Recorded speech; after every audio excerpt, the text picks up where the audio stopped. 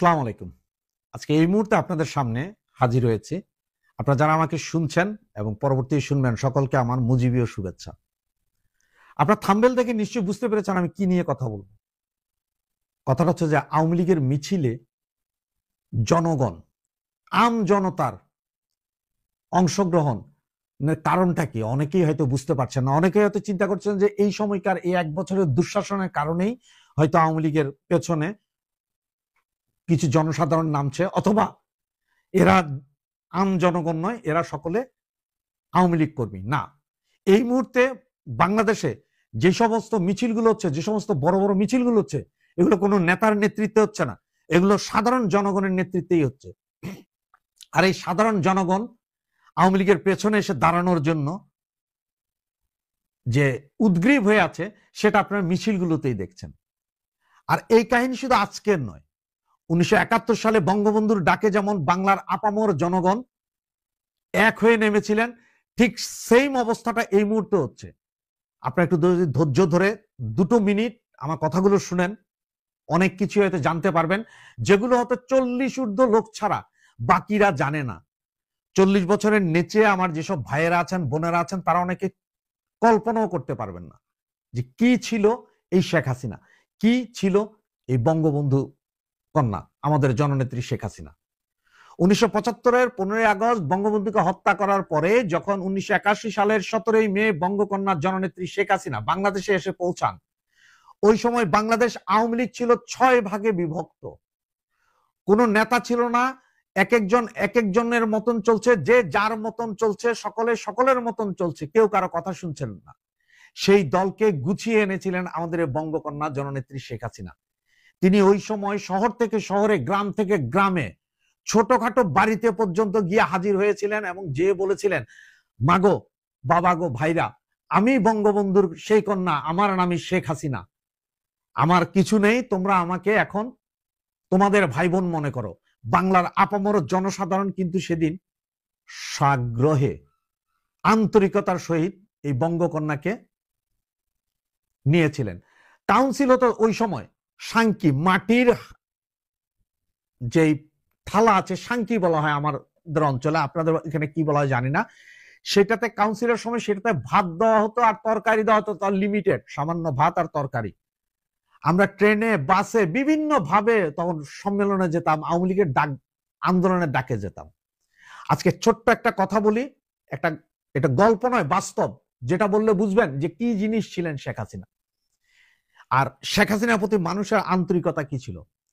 শেখ হাসিনা একটা বাড়িতে গিয়েছিলেন, সে বাড়ির সামনে গিয়ে, ভাঙাচুরো বাড়ির সামনে গিয়ে সে বৃদ্ধ মহিলাকে যখন ডেকেছিলেন যে কেউ আছেন, আমি বঙ্গবন্ধুর কন্যা, আমি শেখ হাসিনা, বৃদ্ধ মহিলা, অতিশয় বৃদ্ধ, 70 বছর বয়স, সে দৌড়ায় এসে শেখ হাসিনাকে জড়াই ধরে বলছিলেন, আরে মারে, তুই কোত্থেকে আসলি এই মুহূর্তে, তোর বাবারে এই দেশ তো ধ্বংস করে দিয়েছে, তোর বাবারে তো মেরে ফেলেছে, তোর মা ভাই সবাইকে মেরে ফেলেছে রে মা, আমরা কিছু করতে পারি নাই।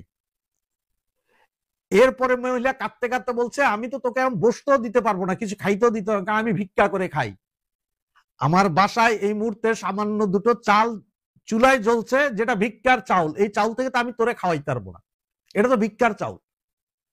শেখ হাসিনা তখন তাকে জড়িয়ে ধরে বলেছিলেন, আপনি চিন্তা করেন না, আপনারা যেভাবে চলছেন, আপনারা যেভাবে চাচ্ছেন, আপনারা যা খেতে পারবেন আমিও পারবো।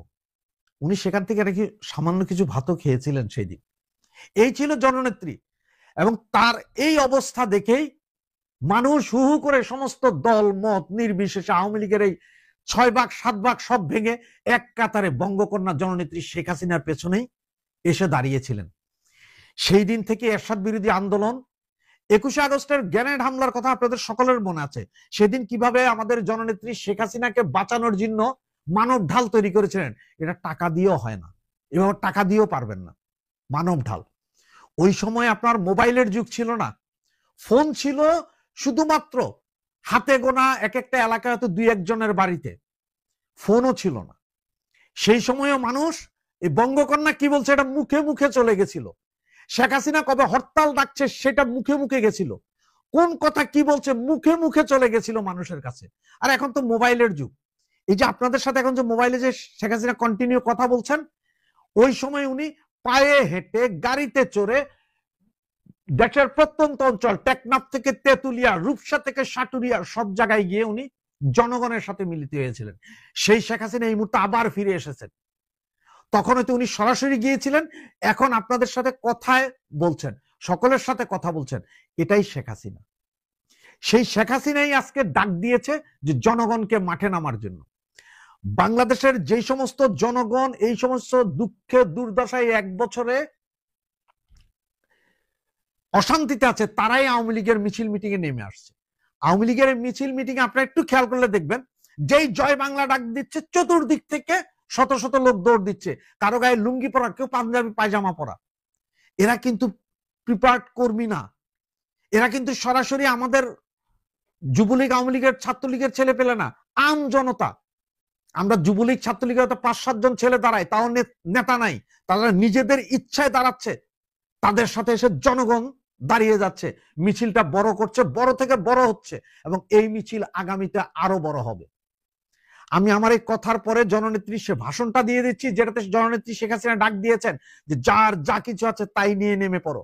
বঙ্গবন্ধু দিয়েছিলেন, দেশ বাঁচাতে আমাদেরকে নামতে হবে। আর জনসাধারণ এই এক বছরে ঘৃণা, দুঃখে, অভিমানে নামছে।